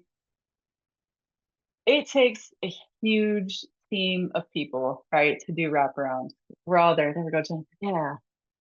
So it's a lot of us, right? And we all have different needs in our roles and what we do and how we do it. It's going to look a little different for everybody. And so we put in the training requirements to have role specific trainings, right? So recognizing and knowing that a facilitator does not necessarily need all the same training that a parent partner needs or vice versa, right? Family specialists have some pretty unique things they do that the rest of the team doesn't necessarily do, right? And so we want to say, again, with the same thing in mind of going beyond just a basic wraparound one-on-one training, what do we need by role, by specific staff to think about when we think about training for wraparound, right? So let's start with parent partners. These are wonderful. I took, actually, like, I'm going to pause real quick. Well, we'll do this and then I'll show you. So I took this off of our website. We have role descriptions on our website. Tamara Trejos is here in the house. She's like the final, put it together. A lot of the people that were in the initial work group that did this did a lot of great work to get it there, and Tamara made it beautiful. And she wrote some amazing sentences in there, and I stole them and put them in my PowerPoint because they just are amazing, right? So a parent partner is a mentor to parents and caregivers, offering guidance, empathy, hope. I feel like that actually captures the spirit of a parent partner. Like, yeah, I feel the hope, right? Grounded in their own lived experiences, right? So when we think about parent partners, we're like, oh yeah, this is what they are. This is what we do. So take a minute and just pause for a second and think about if a parent partner is a mentor, if they offer guidance, they offer empathy, if they offer hope, right? If what they do is grounded in their lived experiences, what type of trainings might support a parent partner?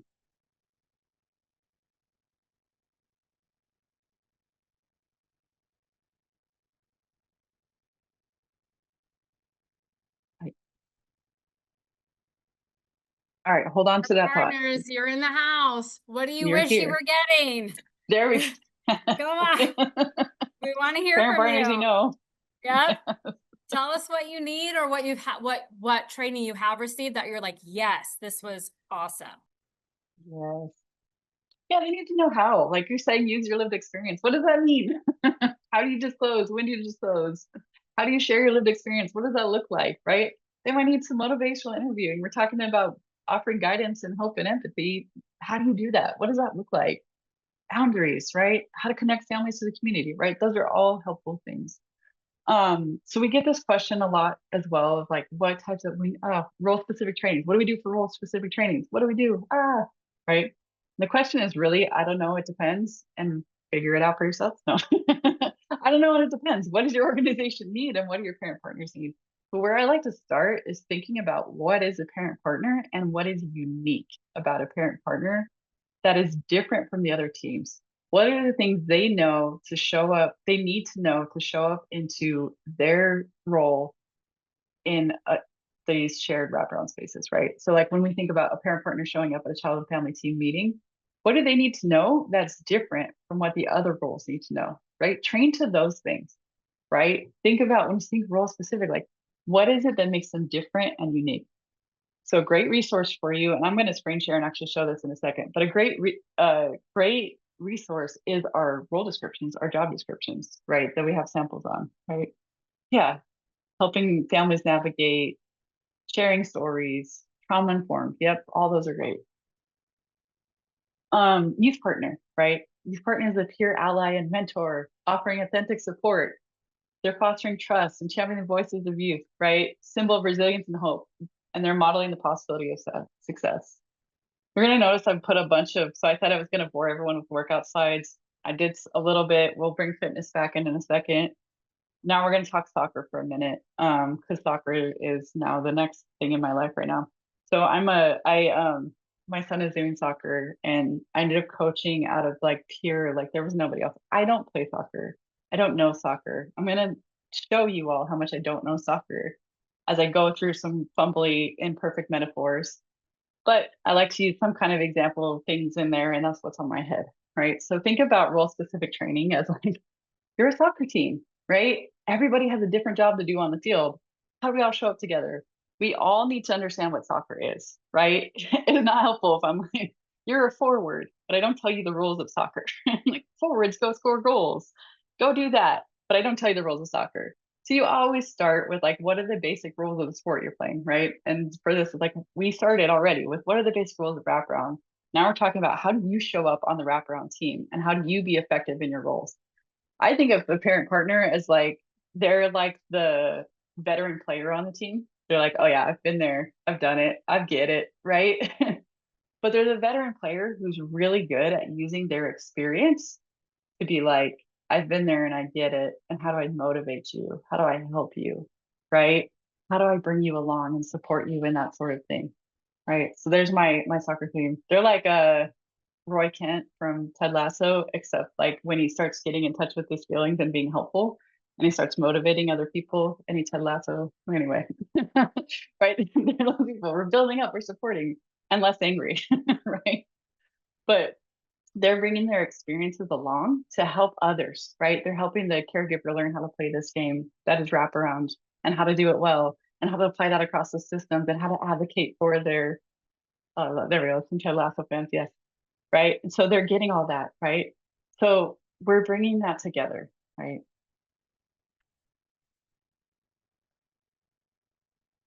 There. Youth partner, I was thinking of them as like a goalie, right? So some characteristics like a good goalie is that person. They're like, you know what? I'm not actually going to go out there and do the work that the rest of you all are doing, right? Their role's different. They're coming in as they're an ally. They've been there and understand for the youth, right? They're not necessarily having to do the same interventions and stuff they can. They're great soccer players. They can do the things, but they don't have to, right? That's not their primary role, right?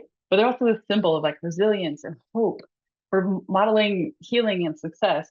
And from the little bit I understand about soccer, the goalie is the anchor of the defense. They're the ones that are actually back there, like pumping up their defenders, helping to be like, yeah, we got this, don't forget. And then they're the ones that are like diving in and getting dirty. And again, lots of experience, kind of a different, like, I've got this whole other skill set. It's amazing, right? Not a perfect metaphor, but we're going with it, right? So we think about a youth partner, what do they need to show up and to have that different things that's different from our other team members, right? Because goalies, we're focusing on how to use hands and how to dive like a crazy person at a ball that's being kicked at you 100 miles an hour. I don't understand how they do it and not worry about getting kicked in the face, but they're amazing at it, right? So how do we support a youth partners to show up like that, right? And to be what makes them a youth partner and live in that space and not feel like they have to become another team member, right? And be just like the other paid professionals in the room and those folks without lived experience, right? How do you create that? What are some trainings that you think would be useful for youth partners?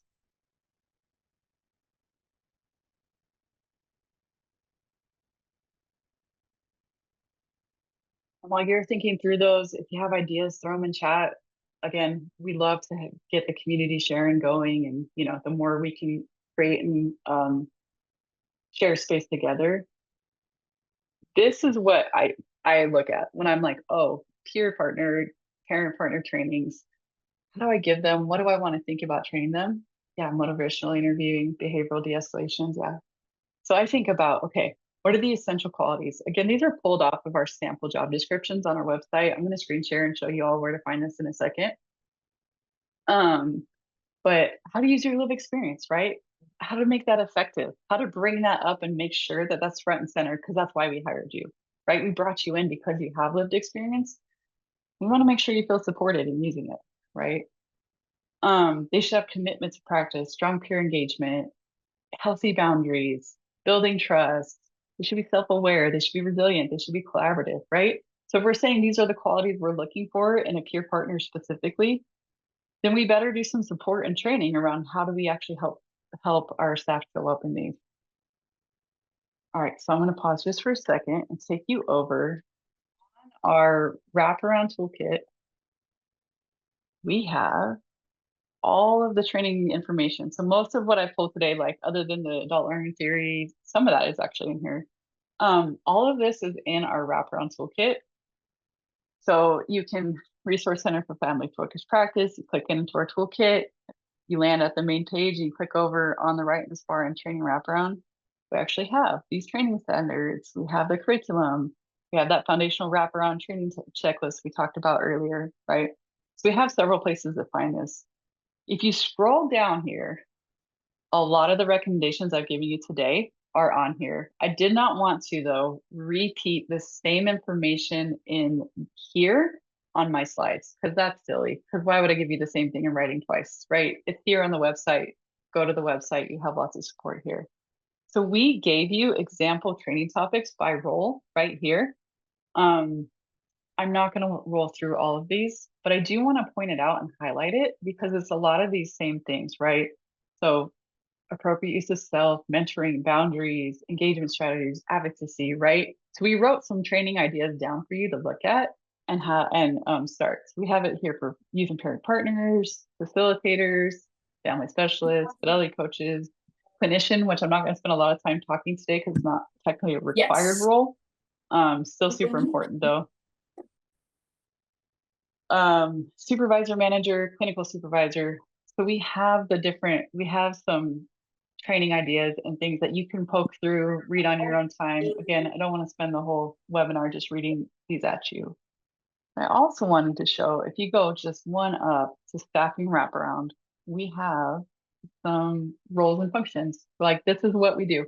I've said job descriptions a bunch, and I'm sure Tamara and Donnie are like, we're trying to stop calling them job descriptions. And it's stuck in my head. We said job description for 3 years. Roles and functions of the teams, right? So here's some examples of what they do. Click in on that pair partner. You see the language that I said that Tamara wrote. That was amazing and beautiful right here. And it tells you like, what's the purpose and function of this? What makes this unique? And what are the essential qualities they need? And then this is also the functions and skills, right? So in addition to looking at those UC Davis trainings as you're building your role specific training plans, I would actually pull these up and look at what is unique about this role, what makes sense for it, and then how do I use that? Where can I offer some training and support? And again, you can think through the different parts, like what's the minimum introductory training that a parent partner needs to know? That's what I'm going to do in my initial training for them. You know, am I going to have an annual parent partner training, or am I going to do it all through boosters, or am I going to do it ongoing? We didn't specify how often and what type of role specific training you have. We just said you need to have some kind of role specific, and you tell us what role specific training is and what that's going to look like for your organization, right? So this is where I start. This is where I've even in developing the training where I go to, right? And I think it's just a super useful tool for having an outline and being like, what are the type of things? Where do I even start? Right. And highlighting out those pieces. Also helpful if you don't have a lot of turnover and you do have the same parent partner group at whatever role it is group, you can kind of pick different ones. So you could be like, oh, we spent a whole year doing these, let's go back to their essential duties and see what else did we miss, right? And you can roll through those. Okay.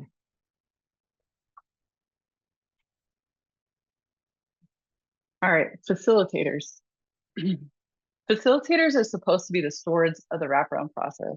When I think of a facilitator, I think of that soccer player who's over there like dribbling the ball and kicking it in the air and balancing it on their head. And I'm like, how in the world are you doing any of that and making it look so easy? Because when I try to do stuff with my feet, it looks awkward and clumsy.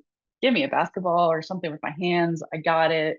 Put something on my feet. And I'm like, right? Facilitators are those people, should be those people for wraparound, right? They're the wraparound. They should be wraparound magicians, right? They should get lots and lots and lots and lots and lots of training on how to guide a team through the wraparound process.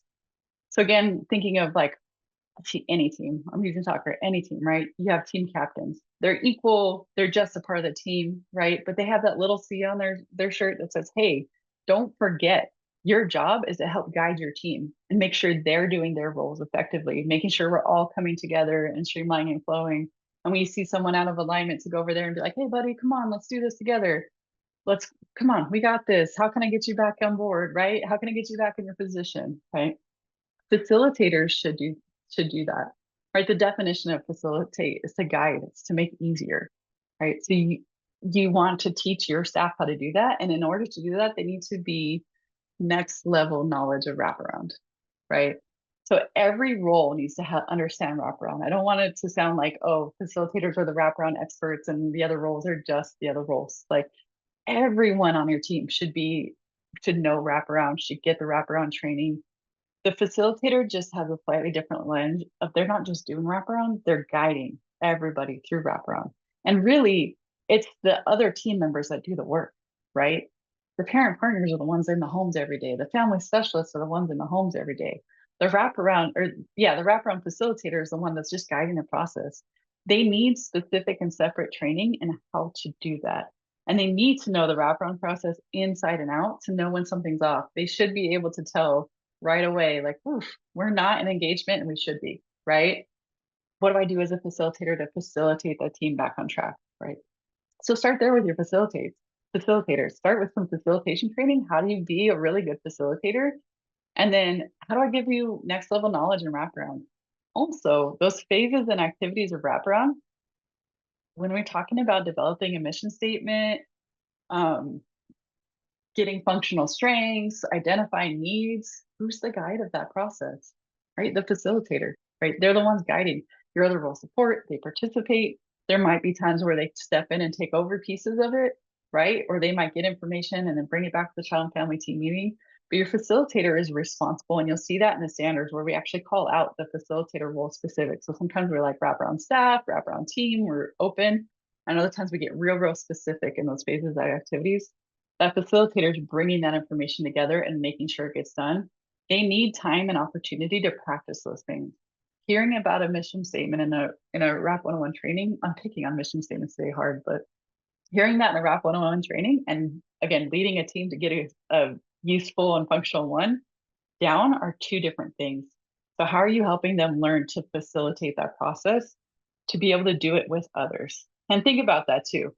If you are learning something to do it amongst your team, right? It's a different kind of learning than saying, hey, you're the one that's going to lead this activity. Think about the difference between attending a training on something you're kind of already an expert on, or being the one to actually go teach the course, right? You're all experts in the course, but one of you is actually doing the like facilitation of it, right? And that's the difference. So think about that and make sure those facilitators get that extra facilitation training, because the facilitator is also supporting their teammates, right? They need to be supportive of their teammates. They need to be able to help guide and plan and make their plans effective. And say, if I'm asking, hey, we need more parent partner support, does the facilitator understand why and what's the purpose and how, right? And how their role brings that into the child and family team meeting and gets that written down and gets that followed up on.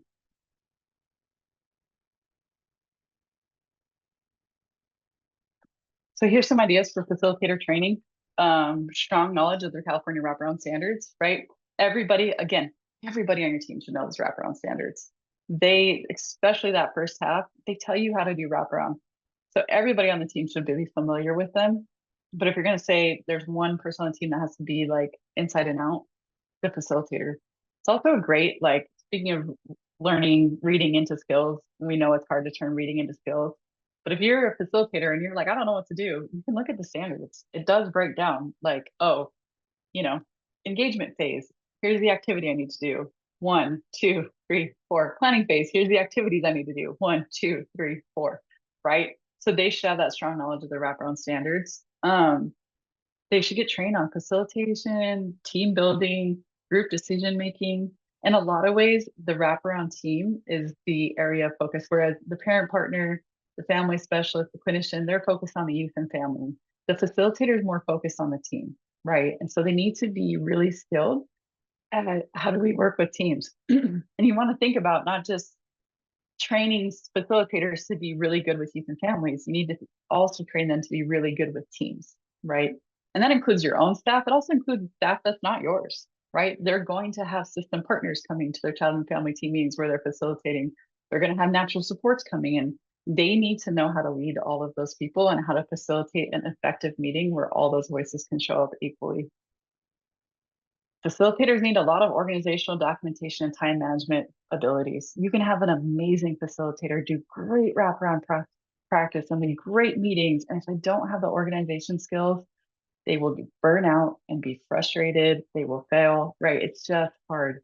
So how are you giving them that support and how are you training them to that? You know, give them the tools, give them the training support. It's another great area for facilitators to get. You've mentioned this for other roles. Again, I'm highlighting even for the facilitator, but it really falls under all the roles of like the active listening, giving them some motivational things. I think motivational interviewing is amazing for any staff. I recommend the heck out of motivational interviewing for anybody that's doing wraparound. But if you're like I can only send one person to motivational interviewing training, that's all the time and money I have, send your facilitator because that's going to line up, right? And then integrating the cans. So everybody should know the cans. Everybody should get some training on how to use cans as a decision support tool and how to use cans for teaming. Your facilitator should get more of that, right? They should get extra level of cans training. All right, family specialist. I think a family specialist is like a personal trainer for the family.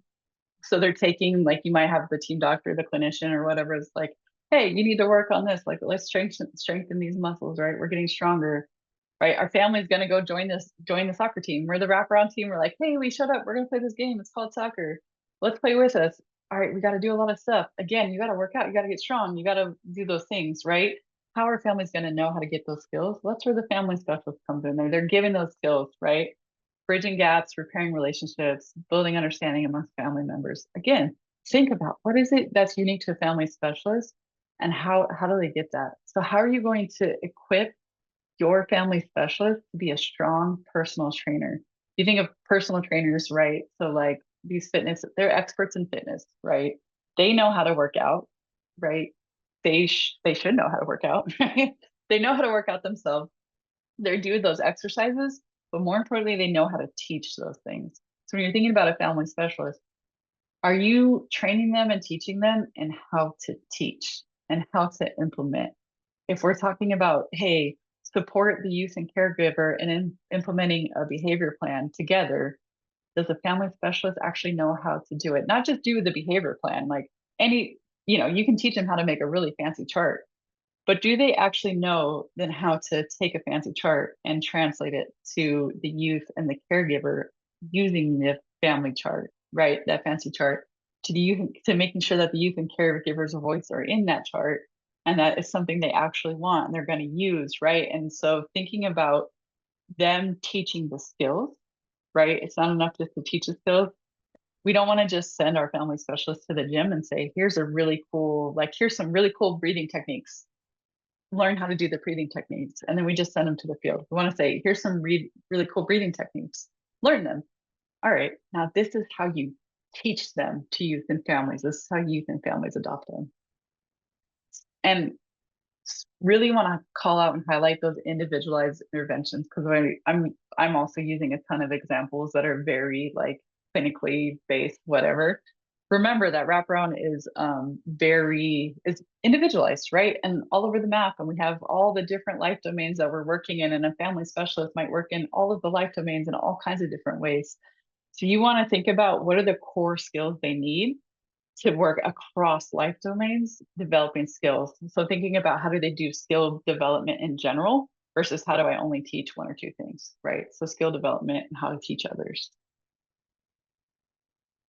Again, we have a list on the website. So if you're not looking at it already now, go through, look at it, or after this training is over, take a look at our website.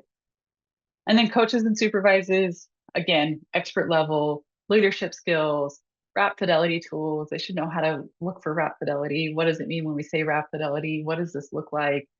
How to team across organizations. So they need to be able to supervise and coach teams They also need to be able to team with your system partners to support your program and your staff and your families connecting with these other system partners. So they're saying a lot of the same skills that you're giving your other staff, just on a higher level, right? We're asking for the higher level. And don't forget the leadership and supervision skills, because we tend to take really good wraparound people and we say, you're so good at wraparound that you should supervise. And we forget to train them to be supervisors. So start there, right? Start with training them to be supervisors. And also, if you're bringing in people that have supervision experience, but are light on wraparound experience, you should be thinking about, how do I get them to be experts in wraparound? Do I have them carry caseloads? Like, do I give them a family to work with and they go through the full wraparound process with the family, right? What is this going to look like? So that they get that expert wraparound knowledge experience. It's if you are able to promote or hire someone that both has the supervision experience and the wraparound experience together, that's amazing. That's a unicorn. Hold on to them forever. Most of the time, we either take really good wraparound people and give them supervision duties and they have never done that and they don't know about it. Or we take really good supervisors and then we try to give them wraparound or they don't have the wraparound. So you want to be mindful of that and thinking about that. And how do you support both levels, right? Supervision and wraparound. So other trainings, this was just a quick shout out. We didn't specify a lot in these trainings. The standards are what it is. Like what it says there is exactly what we need and what you need to do. There's not a lot, there's no hidden answers here. Ensure that your wraparound teams understand ICWA. So we have ICWA and tribal sovereignty as part of the standard.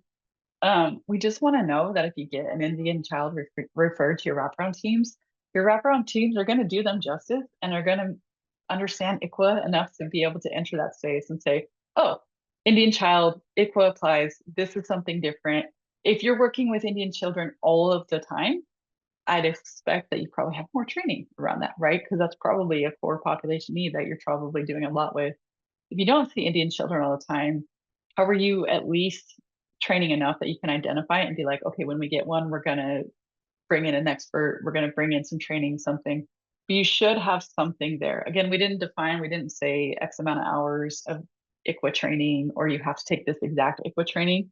We're just calling it out like, hey, this is important, right? And you need to know it and plan for it. So make a plan for it and be ready for that. And then we have additional trainings for specialized populations. This is just those add-on trainings that support the youth and families you work with. So again, this doesn't have to be huge, elaborate trainings, but if you're seeing a lot of the same types of kiddos, I don't know how to say that better, but for example, if you're working with a lot of adopted families, right? If that's what you do, you're seeing a lot of post-adopt families, your staff probably should get some training on adoptions and what is that like? And what are the things you need to think about with adoptive youth and families? CSEC is another great example. If you're noticing that you're getting a lot of kids referred to the CSEC route, hey, give yourself some CSEC training, right? So again, we're not telling you must do it this way. These are just a few examples. There's probably 1,000 examples of different types of things you could train to. But we're just acknowledging that like sometimes we see a lot of kids with the same needs or kids with certain patterns. Give your staff those skills and support so we can adequately support our youth and families with those. All right, the wrap up, the take home message, right? Number one, if nothing else, around everything you do in the wraparound principles and phases, right? Start there. Think about, how do I get the principles and phases in every bit of my training with lots and lots of support? How do I make the principles and activities alive and well? How do I make sure my staff know that super, super well? And then make your training plan yours, right? You have the outline of the standards. Just make it make sense for your organization. Think about how it fits and just be intentional about how you set that up and put wraparound at the center. All right, we have about 10 minutes left, so I'll stop my share. And if there were any questions I haven't answered yet, if you have questions you want to unmute and come in, now's your chance. I'm here for it. So I'll stop talking for a second. I have a few from the chat that I grabbed. Awesome. Okay, so the first one is, do you need a family specialist and youth partner or one or the other? How do programs fund both if they have both? Nice. That is probably more than I can tackle here to the training. But yes, they are both required roles. So you need at least the roles and functions of it. You can blend, you can have more than one paid staff member carry more than one position, right? Or yeah, more than one paid position carry more than one role to fulfill. Like if you're a tiny county and having 7 different people for 2 youths doesn't make sense, right? You can blend those together. But you do need both functions. So you do need somebody on the team that has lived experience, and as the youth partner role, you can look at our roles and functions on our website that I showed you earlier to know what it is that we're looking for with that role. You do have to have it. For funding, it totally depends. I can't go into funding a bunch, especially not in this webinar, but I'll just highlight that Wraparound is simply funded through grading funding. Usually if you're using one funding source, it makes it real hard to pay for all of the things and to get all of the things in alignment. So if you have specific questions on funding, just reach out to us for TA. We're here. We're happy to connect you with our CDSS people who know more about funding than I do. But that's the short answer of it. Blend your funding, grade your funding, and plug in Wraparound Hubs. That's a great place to ask other organizations what they're doing. Any other questions? We have a question that's kind of similar. It says, if agencies are experiencing staff shortages, are the different roles protected in order to retain fidelity to the model? So for example, would it be out of alignment with high fidelity wrap for a parent partner to also serve as a facilitator due to short staffing? So the standards don't specify who can and can't be blended together as far as roles, right? We're not telling you. And so I'm not going to say like, oh, you can't do that. Or you should do it this way or that way, right? The standards don't specify. We're giving you maximum flexibility here to make it make sense. I will say though, you should be intentional about how you're doing your roles. And we will have a webinar on roles coming soon. In a few months, we're going to have a webinar separately on just the roles and not focus on training. But you should be mindful about those things. If you are having one staff do multiple roles, can they fully put on the hat of the role that they're supposed to be wearing? And are there any barriers to them doing that? So it's being intentional to make sure, like, if I'm a parent partner and a facilitator, can I actually be an effective facilitator and parent partner on the same team for youth and family? Like, are staff gonna know, right? Or not staff, our youth and family is gonna understand, when am I being a parent partner? When am I being a facilitator? How is that clear? How is that not clear? My personal feeling is that that sounds murky to me, right? It sounds like a challenge to do wraparound well. If you're trying to blend those two together, it sounds like you might be confusing for youth and family. And the standards don't say that you can't do that. We have a question in the chat. It Yep. says, if we have an adopted methodology training program that highlights working with children and families that have experienced trauma, does this need to be submitted with our application for certification, and in what capacity? So it sounds like they're asking, does it need to be highlighted in their training plan? You need to tell us, like, hey, we've done trainings for special ed populations. We do not need to see every detail. So the standards, like I said, it's not, we didn't specify like crazy amounts. And so we don't want to see crazy, you don't need to go through like some insane, I'm going to submit every material ever. For the initial wraparound training, we want to see your training materials. For those other ones, you can say like, hey, we do extra training on trauma and we use this methodology. That's fine. Show us like in writing your policy on ongoing trainings. We don't need to see every training resource you're ever going to use. There was a few questions that I'll combine into one, and they're kind of asking, if we aren't currently a high fidelity wrap provider now, but we are a full service partnership program with like county mental health, do we have to switch to a high fidelity wrap? I think that depends on your funding and what you're talking about in RAP. So we're not, for aftercare, aftercare has adopted wraparound. If you're providing aftercare wraparound services, yes, that is submitting for approval and certification, following the wraparound standards. If you are a full service partnership program, it's really about, do you want to be able to call yourself High Fidelity Wraparound? Do you want to say, yes, we're a wraparound program? If you're going to call yourself wraparound, follow the standards, implement the standards, and do full wraparound. If you're not going to do a wraparound program, totally fine. There's a million wrap informed programs out there. We don't necessarily want those to go away, right? A lot of them do great work, then just don't call it wraparound. But if you're doing wraparound, these are the standards for wraparound. Do wraparound, do wraparound. And then if Amy and Danny, if I didn't capture all that, please feel free to jump in. I can just reiterate, that as a county, I think this was probably a county asking this, that you are required to use the high fidelity wraparound model beginning and be approved to use that model beginning July 2026.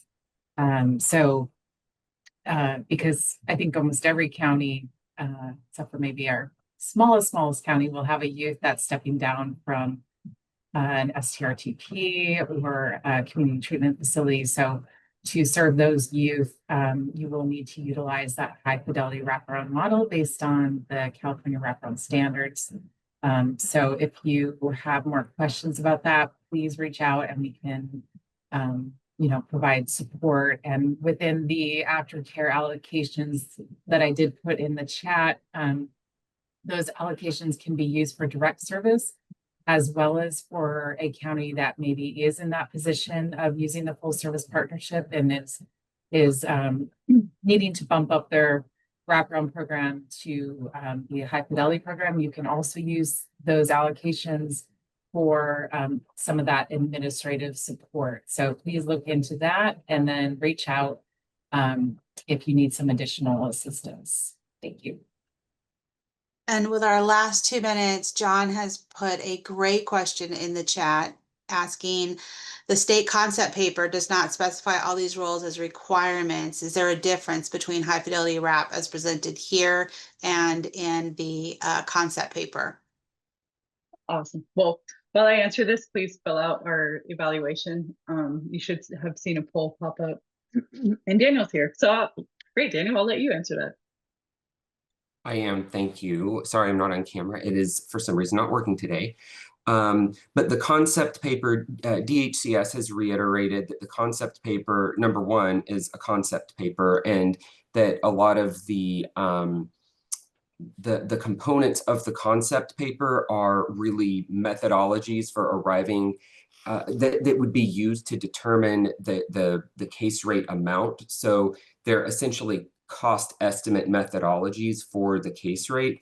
They've also underscored the point that the information contained in the case in the concept paper is what's contained within the Medi-Cal case rate. So wraparound as a model, DHCS and CDSS are generally aligned on the standards, and what was contained in the concept paper is the Medi-Cal case rate, which would fund as proposed a portion of the high fidelity wraparound model and the wraparound standards, but not in its entirety.